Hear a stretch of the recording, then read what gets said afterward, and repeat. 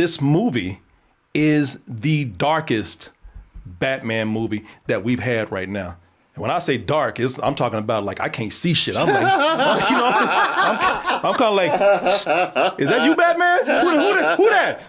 You mean like Game of Thrones? I think he might have won that fight. I'm not sure.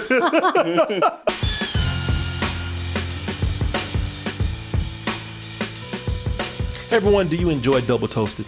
Then put it on your body. Check out our tpublic.com merch store where you'll find all these wonderful designs that look great on high quality t-shirts with more designs coming soon. Or check out other high quality items such as mugs, pillows, tote bags, and more. Once again, that is tpublic.com, teepublic.com, or click the link in the description below. Ladies and gentlemen, before we get into the review, we have the lovely Renee here, everybody, of True View Reviews over here. Thing is, with Renee, we have known Renee for quite a while in our lives. Mm-hmm. You know, we all go to these screenings. Mm-hmm. We've known Renee for, as you say, decades. Mm-hmm. So Renee, after decades, just finally got to me like a few months ago and said, how come you ain't ever invited me on your show? Put it on me. And I told her, you never asked. She said, well, I'm asking right now. And she wanted to do the review for James Bond. I said, you know what? That's man stuff. You don't need to be here talking about that. I ain't gonna. Sorry, you gotta go with that. You shouldn't be here right now for Batman. Batman is the next thing to James Bond. Batman is a step down, or for some people, a step up from James Bond. But you know, normally I would keep you out, but today that'll get you a hashtag because you're being sexist. So you know. So we decided to diversify this review. You know, you can hear dudes talk about Batman all the time, and they do. Yeah, incessantly. Yeah, what is the female perspective on a Batman movie? No, we've had the whole spectrum with Batman. You know, Batman, he's had his good days. You know, he took his meds. He was happy. He was carefree. Man, he was fun to be around, you know. You know that. Yeah. Yeah, you could party with that. Yeah, Batman. now that's the Batman you could party with. You know, like I say, he took his pills. You know, he was all right. He was feeling happy. Sure, his Lexapro. Yeah, man. You know, he had his depression medicine. You know, he was good. He didn't have to be buff. He didn't have to be buff. Nah, man. That's when he was just happy being who he was. Mm-hmm. He was out there being Batman. You know, living that Batman life. Exactly. Can a Batman live? He had those days where he forgot to take his meds. He was sad. He was cranky. And when I killed you, and make no mistake, I will kill you. Damn, hey, you had your meds today, man? What happened to the dancing? I just asked you wanted some coffee, you know? I'll kill you. You didn't take your medication today, did you? He was very dark. Yes. This Batman here. Those weren't his good days. Those are not his good days at all. And some people say those might have not been his good days, but that's the Batman that I know right there. People are sick. Let this man heal. They said, you know, this man right here, that's the Batman I know, that dark, sad, brooding Batman out there. We all thought we knew dark Batman, but we got this movie right here, the Batman, to say, you know what? Y'all don't know shit about Batman. He might not be the darkest Batman, but he is the moodiest Batman that we've had. Yeah, you don't think he's the darkest? I think there's some dark things up in here, but I think he's instead of saying dark, I'd say that he's the moodiest. He's Batman. definitely the moodiest. Yeah, you know, this is the kind of Batman I want to put him on suicide watch watching this movie right here. He's in touch with his feelings. And those feelings they're in a very dark place. They are. He knows his. Yeah, people, this is Matt Reeves, the Batman. That's how. Boy, that's some egotistical shit. I know. You know, the rest of y'all were Batman, but I'm the Batman. And this time we got, there's a lot of daring things that they're doing here. First of all, Matt Reeves planted the Apes fame. You know, he did the last two movies in that trilogy. He's one of my favorite directors, actually, out there. Cloverfield, yeah, brought in that big ass monster, scared the shit out of you, Mark. Shit, sure did. He also did the very moody vampire remake, Let the Right One In. Mm-hmm. And so now people are really looking to see what he's going to do with such an iconic character as the Batman. As we say, we have Robert Pattinson here playing Bruce Wayne, aka Batman. And as usual, Gotham City's gone to hell. That's what happens in all these movies. It's more of a detective story. You know, we have a murder mystery that's happening. Somebody's going through Gotham and taking out these high public figures, these politicians, and doing it in some really crazy and disturbing ways. And now it's up to Batman to find out who is behind this.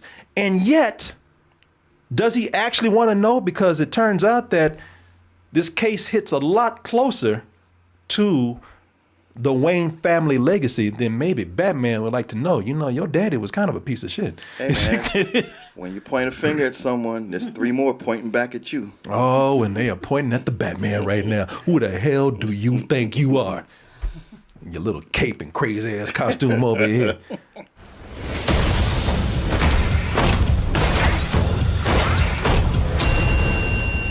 Look at that. Oh, I love that. That's the face of somebody who thought, you know what? I f***ed up. No, I get it. You know what? I should have kept my ass home tonight. Yeah. This is on me. This is the face of, you know what? I'm going back to church tomorrow. I'm getting right with Jesus after this. Should get your ass not just beat, but shocked by a man in a bat suit. You know what? And that's when I realized I'm up in life. He said, if I live through this, I swear. You go to the hospital, what happened? You know what? I don't even want to tell you. This man said, I'm going to find Jesus. I'm getting my GED. I'm going to call my mama.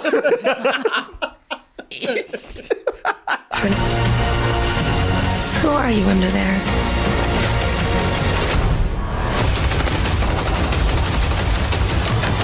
Woo! That scene was awesome. Ooh, that scene is awesome. Yeah.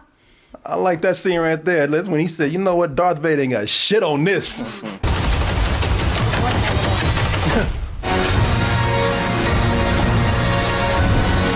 It's arguable whether this is the darkest Batman as far as the character goes. I was saying that this is definitely the moodiest Batman that we have right now.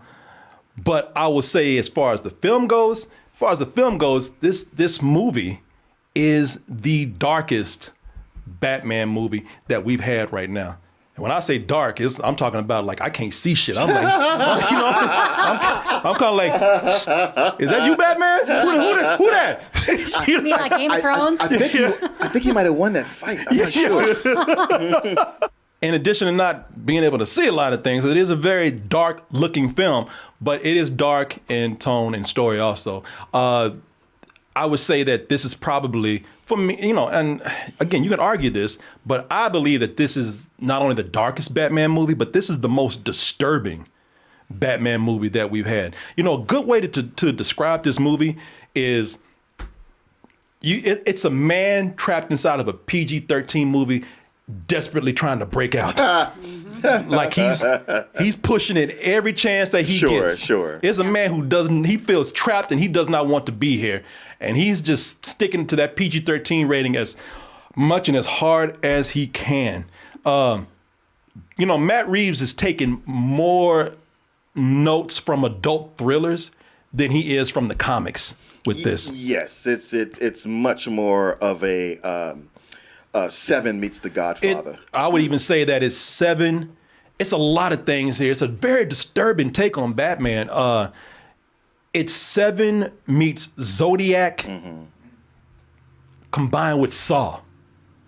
I would tell you that the Batman character himself is probably, no, we're going to talk about the comics. This is probably one of the most comic accurate versions of Batman that we've had out there in some cases. In some cases.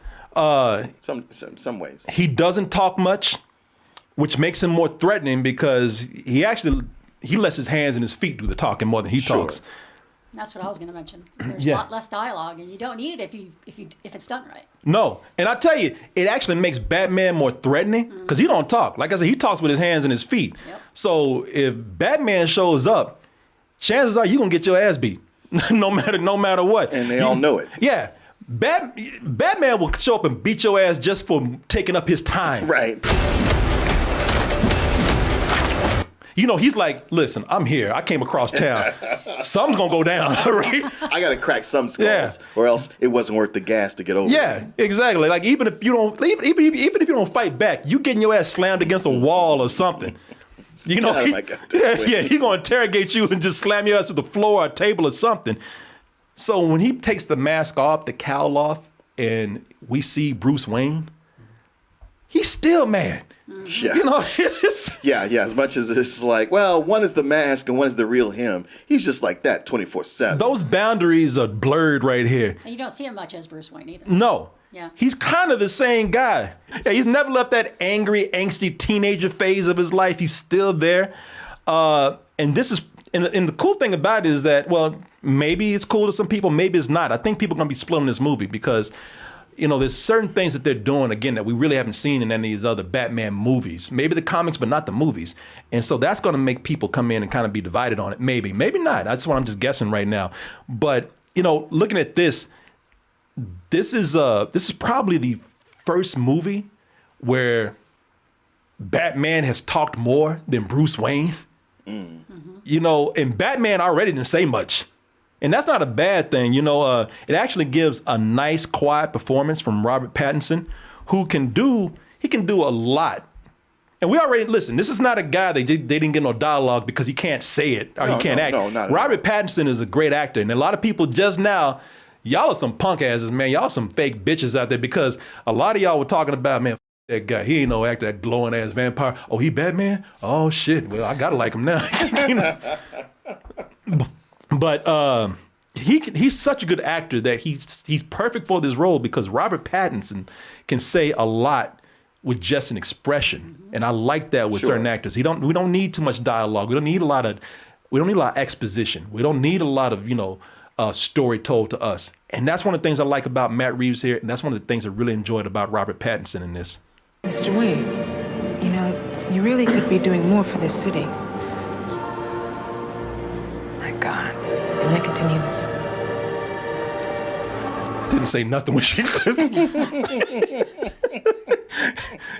You know, when she loves you, like, God damn, what's wrong with this guy? I mean, is he mentally okay? You know, I don't know. I'm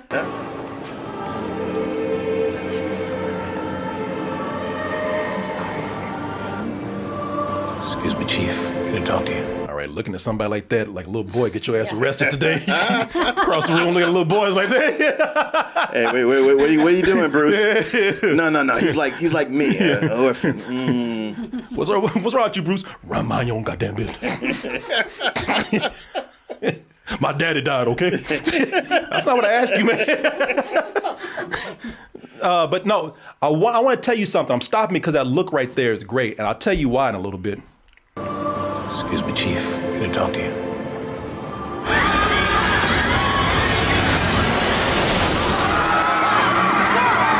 Now, you see that oh shit face right there? See, it says a lot. Now, what I want to tell you is that this is a brilliant scene right here because, you know, and we're laughing at it and we're making fun of it because he's looking at little boys from across the room. But I'm going to tell you, this is where I think the brilliance of Matt Reeves and working with somebody like Robert Pattinson comes in, because we're not getting an origin story here again. No, not at all. We're not getting the alley with the gunshot and the pearls on the ground and all that kind of stuff. If you aren't familiar with Batman, which there is no one in the world who can say that, Yeah. But if you aren't, you'd be left with a lot of questions. This is saying, look, you already know the setup for this. Yeah. Let's go. Just like what Marvel did with Spider-Man. Nobody want to hear about no Uncle Ben no more, all right? I mean, respect, but nobody want to hear that shit no more. Right? And it's the same way here. I'm sorry your parents died, but we want to hear that shit no more. Mm-hmm. This right here, they didn't ignore it.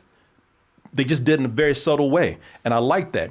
You know, this whole look of Bruce Wayne looking at this kid across the room tells you, with no dialogue, tells you all the story that you need. You know, they didn't have to come in and be like, you know, he reminds me of me. And I don't want to hear that. You know, that told you everything you need. And directors, I really have a great appreciation for directors who know how to let the story be told through visuals or body language. And Matt Reeves does a lot of that here. Yeah. It's also, when I say this is a side of Batman that we have not seen, I say that, again, cinematically. I'm not saying that in the comic books, because I think in the comic books, the comic books have never fully really, I'm sorry, the movies, the comic books have done this in some cases. The movies have never really dedicated themselves to showing Batman as a detective. This had detective elements. You know, he'll go to the Batcave and look at a screen or something and say, "Oh my God, look at the evidence, Alfred." But here, this is very much him being an investigator, being a detective, and to the point where it's like a hard-boiled film noir detective. He's narrating everything. Well, it was one of the things that I've wanted for a while that I was happy they did, was to make him low tech. And that's where I say this is kind of different, because we've never seen that before, and that's where it comes in, setting the tone for this movie here. We already said this, but I'll say it again. The rest of the movie, he's a detective. This is a film noir detective on his side, but the rest of the movie is a serial killer thriller. Again, this is where we have Seven, the disturbing elements of Seven and Zodiac, and also Saw. And I would also say there's a dash of The Crow in here. For flavor. But no, I would say that that the dirt and the grime comes from things like Seven, and the mood and the atmosphere comes from something like The Crow. Gotham City is very much looking like the city in The Crow. With the emo protector. There are moments that skirt horror in this movie, man. Look, this ain't right here, this Batman, this is not a movie made to sell toys and Happy Meals. This movie has gruesome traps and people who are in horrifying situations, man. You saw in the trailer where, like, at this funeral, a dude comes out and there's a bomb strapped to him, man. And, this movie is so dark that they really do make you feel how horrified this guy is. Who's what's the actor's name that a lot of people don't know? Peter Sarsgaard. Sarsgaard, yeah. Peter Sarsgaard is in this, man, and the mood that they set up with these people, the horror that these people have in their faces, man, it really makes this feel like more of a horror film sometimes than, like Seven, than it is more of a Batman, a superhero movie. Get him up! Get out! Show him! There's a bomb around the set! They always got that one person in the office. Oh shit, that's the bomb! And I'm like, oh. Yeah, it's like everybody was waiting for somebody to say it out loud. Yeah. Oh yeah. I think that's the bomb, but ain't nobody said it yet.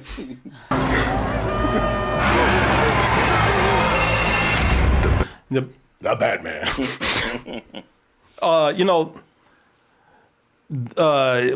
This is PG-13, and I think that it's cool that you got somebody like Matt Reeves who really is trying to push the limits of a PG-13 movie, because there are some things here that are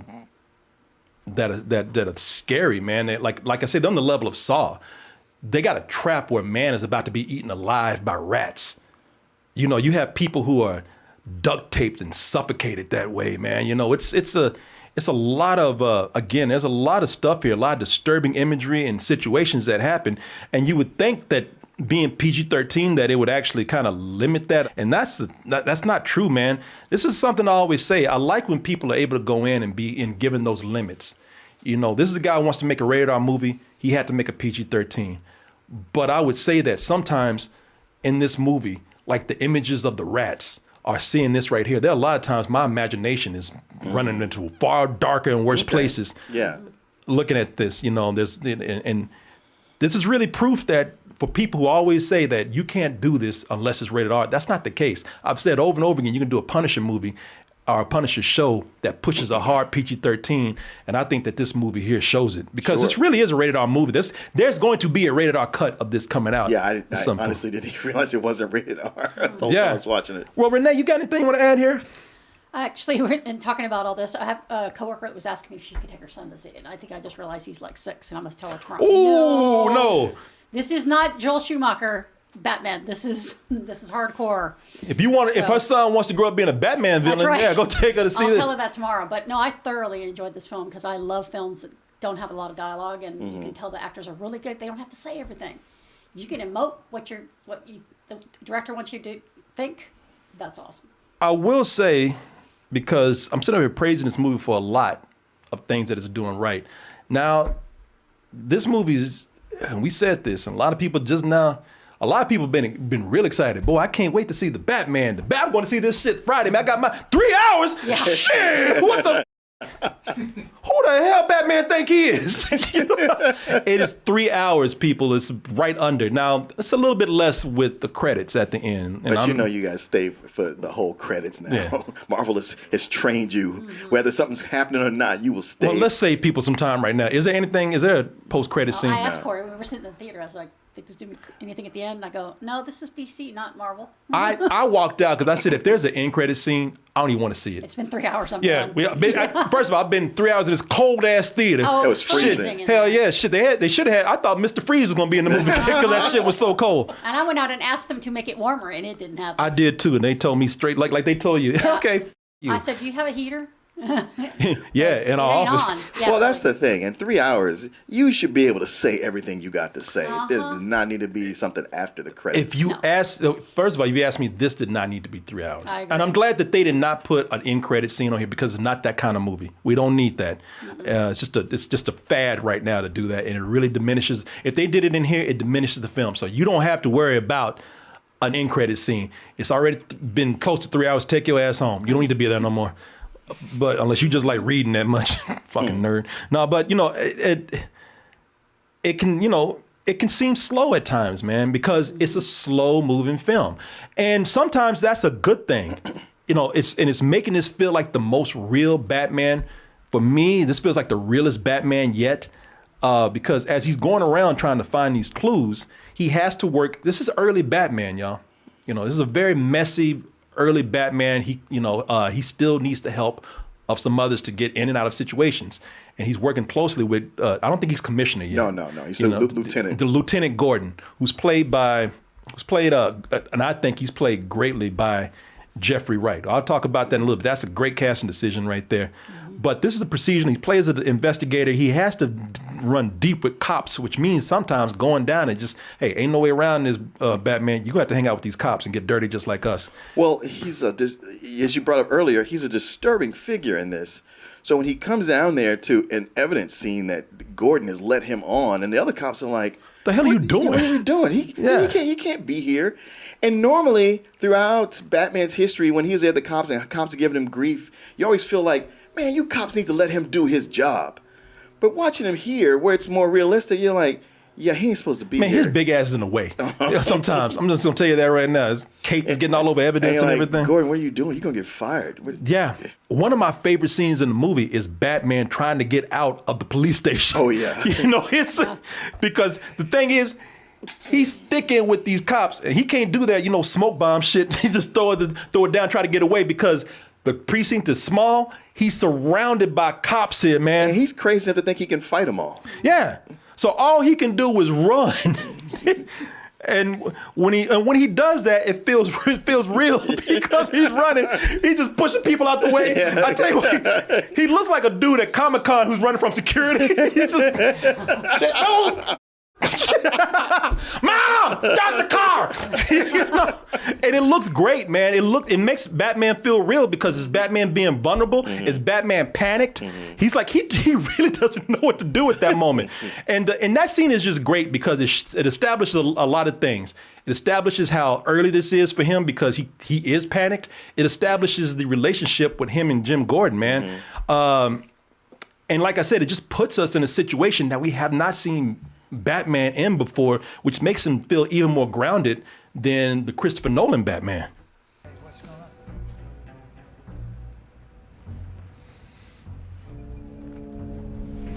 on? He's just talking. Get his ass.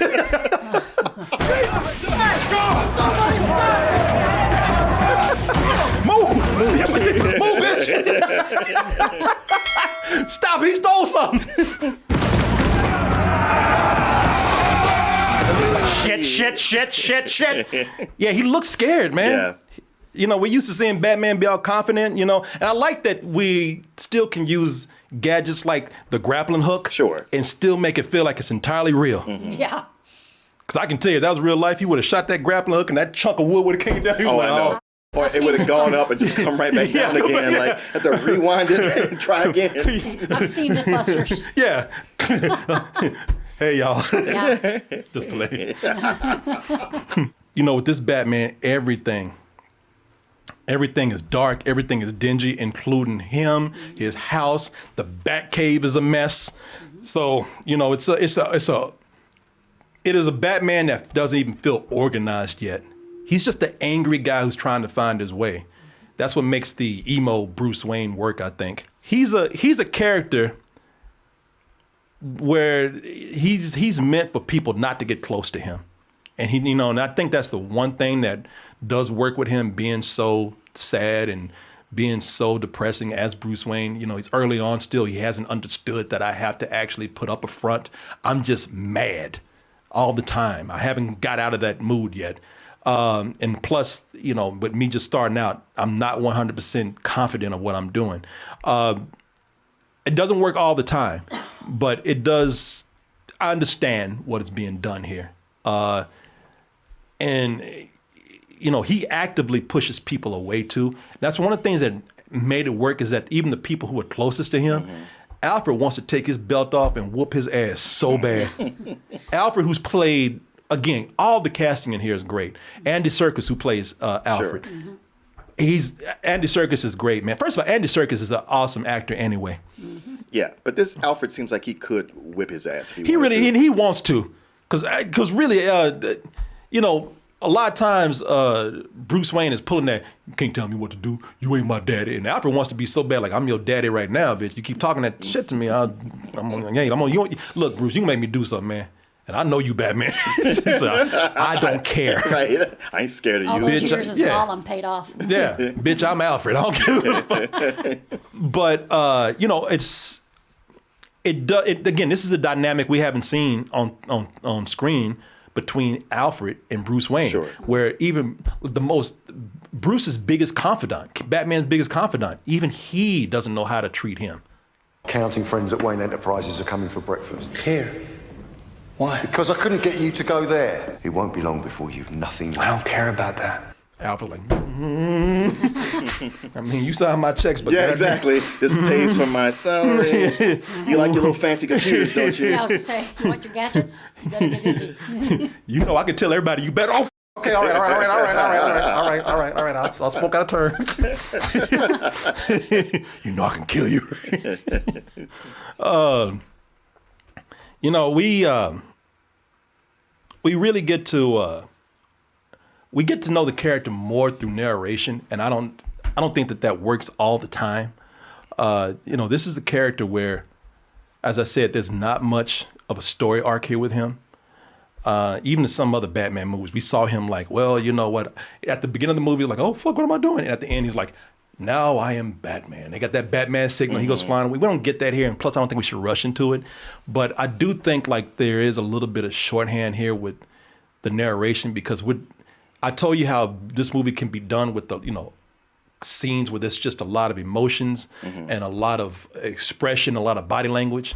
But in the case of Batman, we're being told more than we're being shown because he's got a lot of narration going on. And sometimes that works. Sure. Because sometimes it fits. This is a guy who's a detective. He's keeping a diary of everything.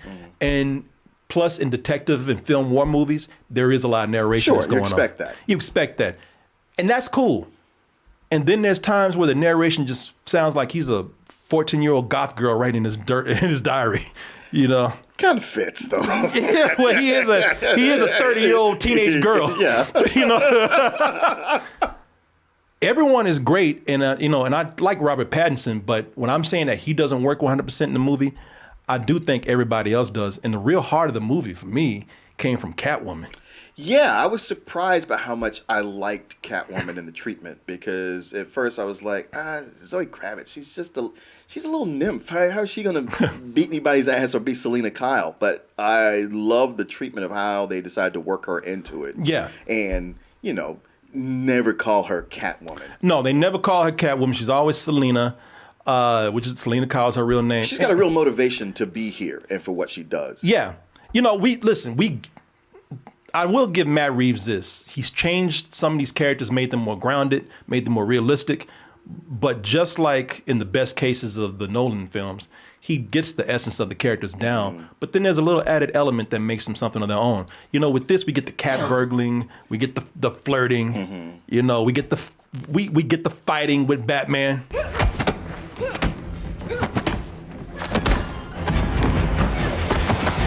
Bring your ass.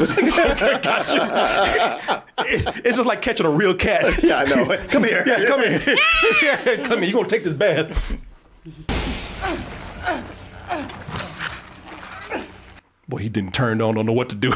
What's this feeling? Not enough room in the trunks.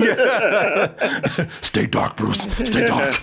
Focus. The thing with this Catwoman, the thing with this Selena Kyle is that a lot of times Catwoman has been self-serving. She's been, she's been somewhat of, she's kind of selfish. That's why she's kind of an anti-hero, somewhat kind of a villain.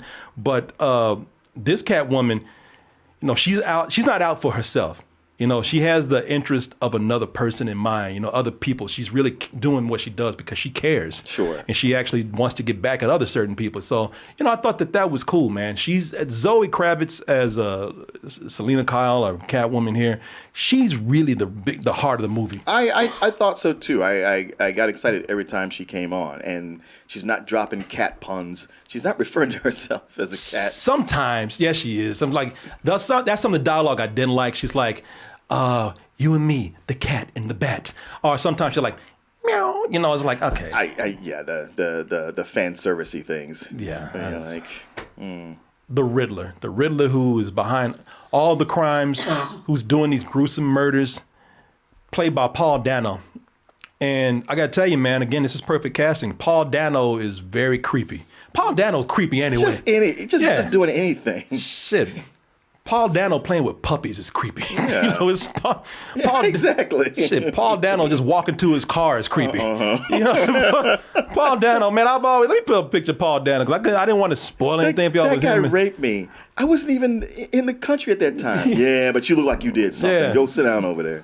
Paul Dano always looked like a creepy salamander. He always looked like a amphibian. The guy with the most punchable face. Really, boy. So when he played a racist in 12 Years a Slave, I said, I better not ever meet this man. Well, even in Prisoners, where they thought he was the one who kidnapped those girls.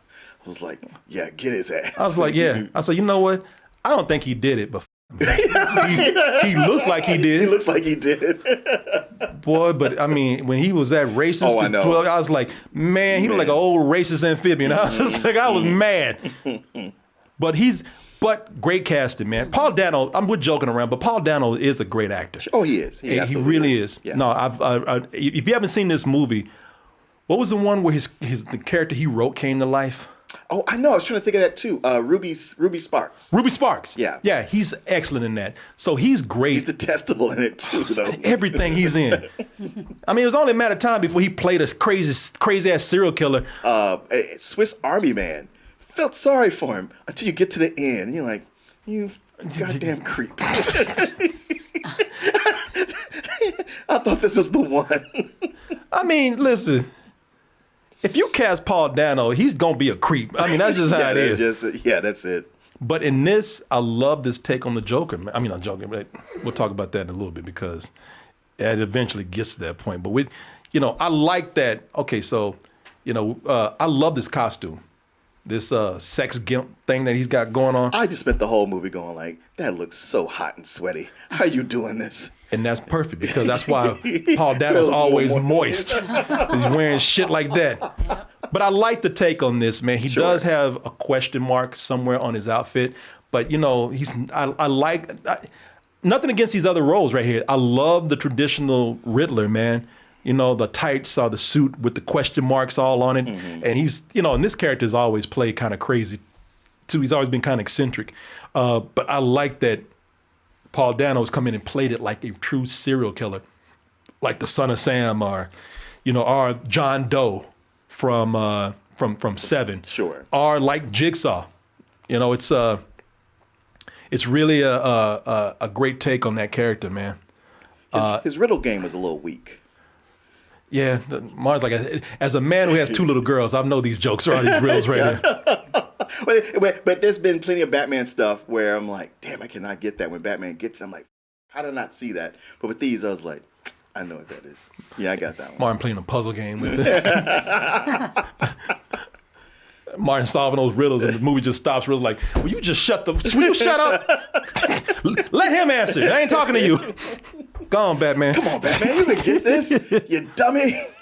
One of the things I really liked about him as this Riddler is that there's a moment in here where even the way he gained henchmen feels realistic because it feels true to today. Oh yeah. You can see how these guys get henchmen now because in this, we see it in all the time now where you get somebody who's crazy out there and people on the internet just want to follow them. That's the thing. Like our president, our ex-president. Ex-president, yeah. I'm sure it used to be hard to hire henchmen. You had to know which classifiers to put your ad in and use coded language. And now all you got to do is start a movement. Yes. If you put out something political, which his movement is political, if you put out something that feels remotely like a cult, people will just come out of the woodwork. They'll start dressing like you, and they'll start doing your bidding. And I thought that was cool here. Well, we just saw this recently in Joker. Yes, we did. Yeah, and I thought that's always a cool take on like, okay, it ain't really money. They attract crazy people who need a following. Sure, you set up something that's similar to Project Mayhem and Fight Club. Yes, and you get exactly. It's a great take on the Riddler. It does turn more Jokerish near the end of the movie.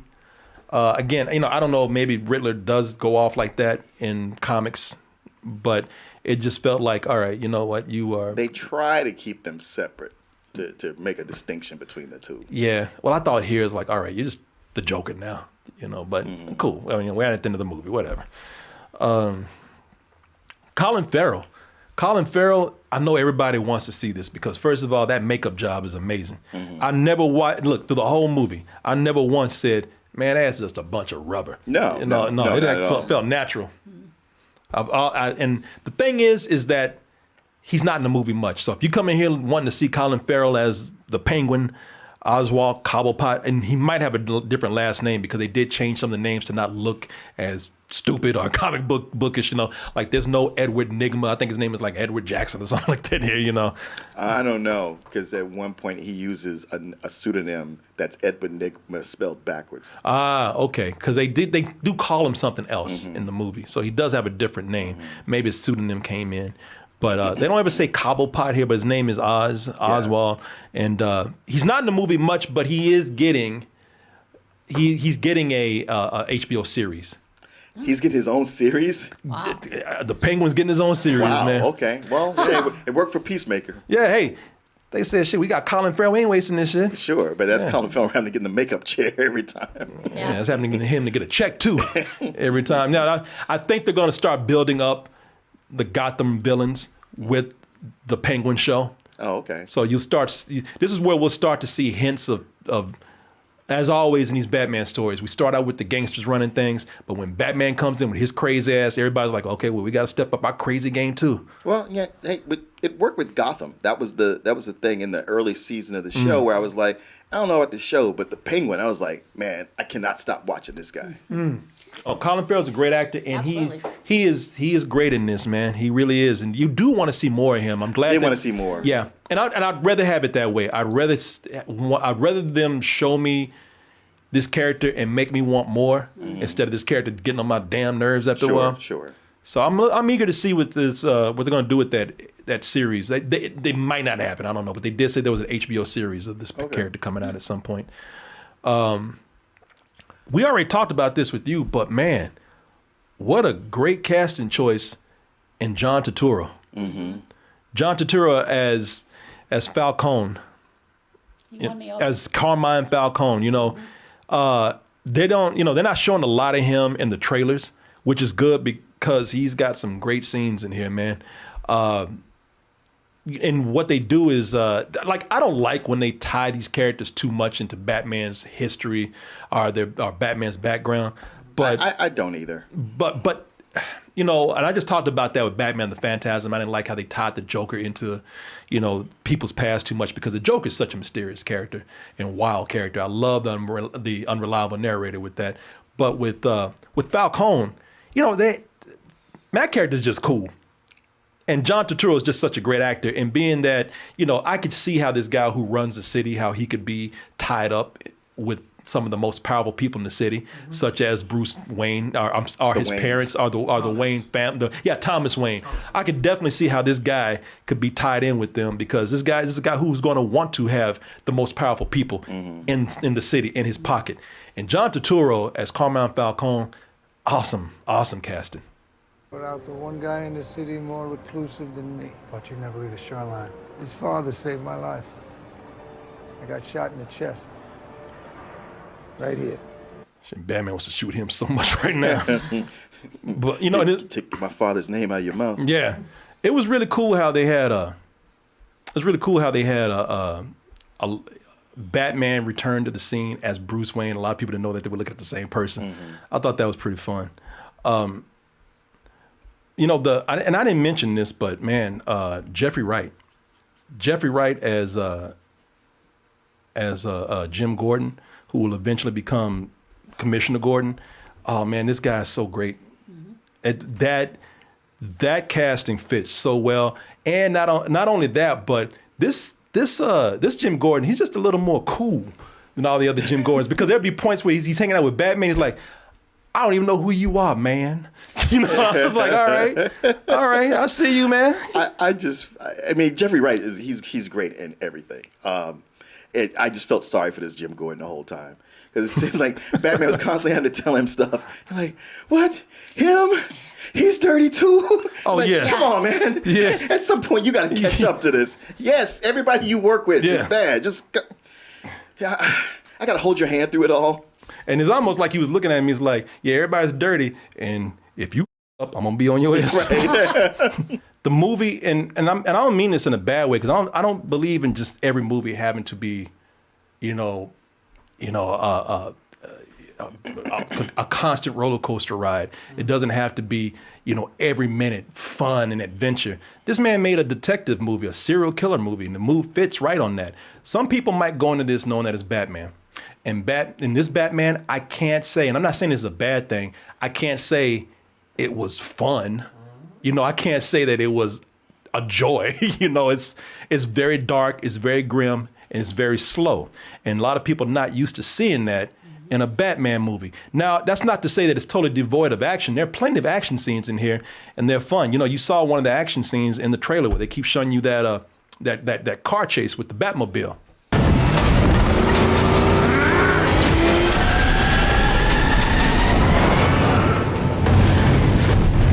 They say Batman don't kill. He killed that mother back there. They killed a lot of people on that highway, on that chase. Yeah. Only to go like, all right, well you're okay. Yeah. All three of y'all should be going to jail. Batman say he don't kill. He don't kill when he's not in traffic. Right. Yeah. Batman said, I don't kill with a gun. Right. I'll find your ass on the street though. You better get out the way. Collateral damage. Yeah. I'll kill the out of you in traffic. They do have their action scenes in there. And when they get to that car chase, it's fun. It's not one of the best car chases in it. I will say that I've seen better car chases in non-Batman movies and in the Dark Knight, but it's not bad, man, not bad at all. So it does have its moments, but it's a slow, dark burn, this movie right here. And like I said, that doesn't exactly always convey joy. And if somebody says that they don't like that, I can definitely see where they're coming from. This is a movie where this director had a vision, and he had something he wanted to do different. He wanted to push the limits and do something that we hadn't seen done with Batman. With that, he succeeded. I really respect him for that, man. I was going to say, and thank you. And thank you for doing that, man. Mm-hmm. I'm going to be fair here. I I didn't really love this movie, you know. I like this movie a lot. I do, you know, and I love things that they've done in it. But it is such a different take on Batman right now. This is something where it is a moody movie more than an action film. So I probably need to, like, man, by next week, once I've sat on this for a moment, I might just be sitting up there. I might be taking a shit and I might be like, I get it. You know, okay. Wow. I love this movie, man. You know, I might, and I'm not saying that because of a Batman movie. I'm looking at this as a film and I might be like, wow, okay, it really didn't soak in. Plus, we were freezing. Yeah. I was tired. I was cold. Yeah. So maybe if I'm watching this in a more comfortable environment, Yeah. I might like it better. But I didn't, you know, I really like this movie a lot, you know, and I love things about it. But, you know, like I said, I think it's got some flaws and it just didn't give me that urgency to be like, oh my God, this is amazing. It blew my mind. It didn't do that for me. But that sounds bad when I say that because I'm not criticizing. I really did like this movie a lot. Go ahead, man. Well, it's interesting to hear you say all that at the end because I know you're pretty hyped up about it. Yeah. And I gotta say, man, I'm kind of right there with you. What's he gonna say? Well, there's so many good things about it, and you're right. Matt Reeves has a vision, and he sticks to it. As a whole, not in love. I was never bored for the 3 hours, but when it's all said and done, this is not a 3-hour story. No, it's a 2-hour story. I think a part of what makes it go so long is that you got the serial killer element, you have the Batman element, but then somewhere in the middle, it gets really caught up in the gangster element and the history. And I was like, I don't feel like we need all this. This is, now you're taking me down another road, a whole other story here. You could use just some humor just a little bit of levity here and there. It's worked in the other. That's why I movies. meant joyless. You know, Yeah, joyless. Yeah. And it's not fair to compare it to the Christopher Nolan movies, but at the same time, you can't help but, because everybody's going to know where it ranks. And I would rank it after the first two, because the thing about the Christopher Nolan movies, where, in some elements, this is more grounded, some not so much, but with those first two movies, they have these awesome set pieces throughout the movie. Batman Begins, right? Batman Begins and The Dark Knight. There's always some scene that just goes a little bit extra, a little bit more spectacular, so that if it's playing on a TV that you're walking by, you'll catch that scene and be like, oh shit, I want to live in that scene again, and then you'll end up rewatching the whole movie, like the car chase scene. That was a chance to do that. It's all right. It works. The fights, yeah, they're fine. A lot of times they're pretty dark. But yeah, it doesn't advance the Bruce Wayne character. There's always these things that are like, I don't want to say this is bad or wrong.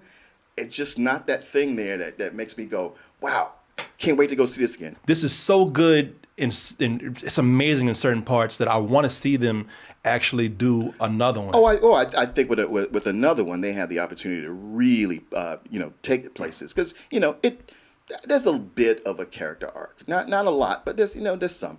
I will say that up until a scene toward the end, I was like, there is no reason this couldn't connect with the Joaquin Phoenix Joker. It's easy to see how this could all be a part of the same universe. And they've already set it up to where I know. But just up until they did that, it very well could. It could have. The reason why I want to see another one is because I had the same feeling with the last two Batman movies that Christopher Nolan did. I saw Batman Begins, and I really liked that movie. I thought they did a great job, but when it was done, it was like, I want to see this again, but I'm not rushing to see it again. But when The Dark Knight came out, I was like, oh my God, this is one of the best movies I've ever seen.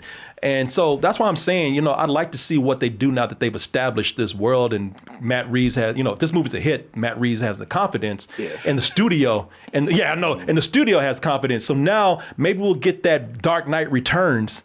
My criticisms are not to turn anybody away, because I have a lot of respect for this movie, man. It's got faults and problems that I wish it didn't have, because it's so good in parts, but as a whole, that length needs to go. Maybe if that was a 2.5-hour movie, it would be a lot tighter and much better. And if Bruce Wayne wasn't so one note in this, I mean, that's your main character. And Bruce Wayne and Batman have always played second fiddle to the larger than life villains, but they still were someone that you could kind of connect to. Sure. You're not really connecting to this character here, even though it's a lot of cool stuff that they do with Robert Pattinson as Bruce Wayne and Batman and the character itself. Yeah, man, please support this movie. And I'm not saying this as a Batman person. I'm talking about as a filmmaker who went in and went against the grain. So I would say support the film. Watch it, man. Don't get mad at us for not coming in and giving it the rating you want. But, and let's see if we can get another one. So, all that being said, what would you rate this? I mean, it's still good. I honestly, I think that had the Nolan movies not come out and this came out, especially like after that first wave of Burton and Schumacher, everybody would go absolutely ape shit over this. There'd be nothing bad to say about it. For all the things I said that keep me from being over the moon about it, it's still really good filmmaking going on and a lot of good decisions. So it's a low full price. Damn, when you said you were on the same page, I was thinking the exact same thing. Low full price. Yeah. I didn't know it was a full price and a low full price. Yeah. And this is not saying anything that's out of dedication to Batman. No. It's just a lot of stuff, a lot of good stuff going on. It's a lot of great stuff going on, man. But there you go, people. All right. Be glad to hear what you have to say. Has anybody seen this already? If so, I would love to hear your opinion of it if you've seen it. And you know what? Audience, they know us very well. At least tonight they do. Because I expected people, because Skull comes in, he takes a poll to ask, what do you think they would give the movie? What do you think they're going to say? And I thought a lot of people would say better than sex, but most people said full price. Okay. Hey everyone, support our Patreon, which helps us to continue bringing you our live streams, videos, and podcasts while bringing you new content such as exclusive live streams and animated shorts.